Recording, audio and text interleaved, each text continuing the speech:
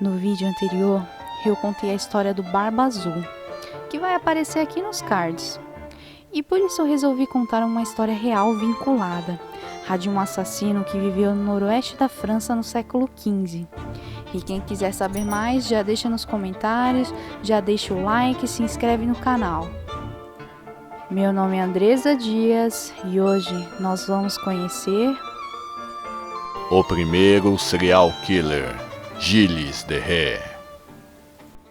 Gilles de Rais nasceu em berço de ouro em setembro de 1404, algumas outras fontes dizem 1405, e aos 7 anos ele teve uma formação completa e era considerado um aluno exemplar, e ficou órfão de mãe aos 11 anos em 1415. 6 meses depois, o seu pai lentamente morreu durante uma caçada.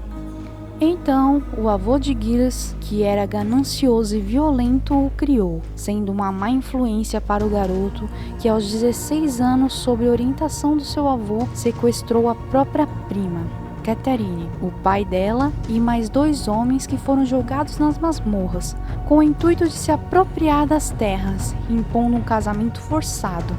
O pai de Catherine veio a falecer, mesmo sendo liberto. Em 1429, Gilles visitava o príncipe regente quando a moça guerreira entrou em cena.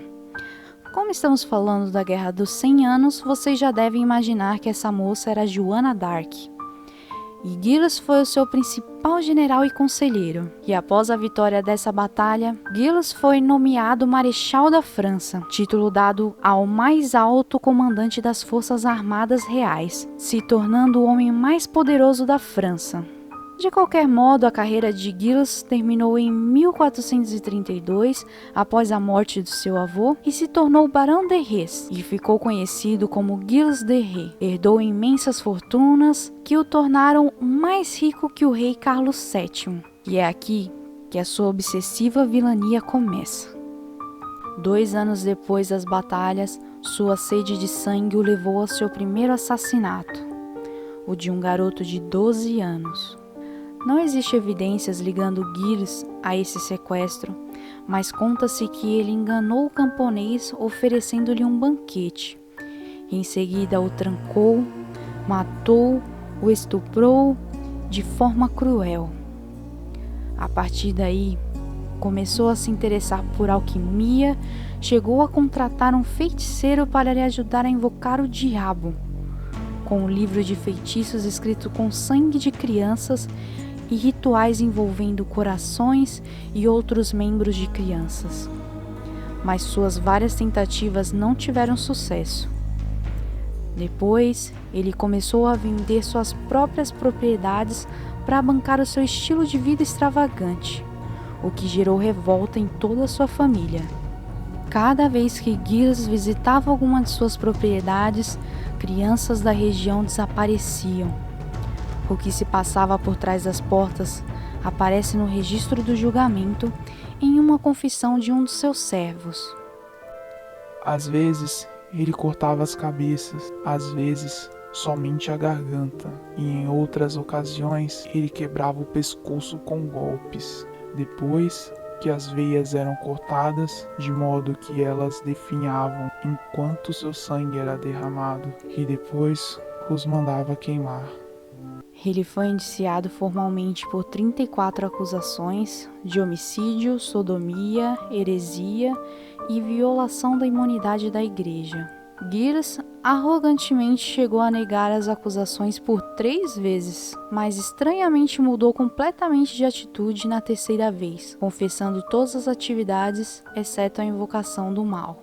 Por conta desses fatos, ele foi excomungado pela igreja, mas foi perdoado após suplicar o perdão. Mesmo assim, o promotor de justiça não ficou satisfeito e solicitou uma sessão de tortura para sua confissão.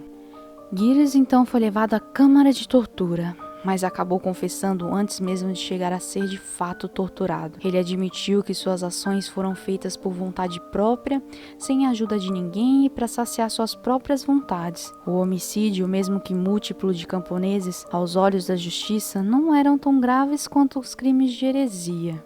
Então os juízes trouxeram o tal feiticeiro e juntos confessaram os rituais. O feiticeiro, por sua vez, foi condenado à prisão perpétua. Conseguiu escapar, porém foi pego novamente, julgado por heresia e dessa vez foi enforcado. Quanto a Giles, foi excomungado novamente e após o seu pranto foi perdoado mais uma vez. Pouco tempo depois foi sentenciado à morte por enforcamento e seu corpo deveria ser queimado às cinzas. Giles pediu para ser executado primeiro para poder servir de exemplo para os seus criados que foram coniventes, que tiveram a mesma sentença. Estima-se que ele vitimou entre 80 a 200 crianças, entre 6 a 18 anos, sendo a maioria meninos. Giles de Ré pediu para que sua confissão fosse publicada em francês, para que o povo pudesse entender, ao invés de latim, que normalmente era usado nas cortes. Apesar de a condenação ter sido feita com base em inúmeras declarações de testemunhas, há quem duvide do julgamento e o considere uma vítima injusta da Inquisição, já que sua confissão foi obtida através de ameaças e a de seus criados sobre tortura.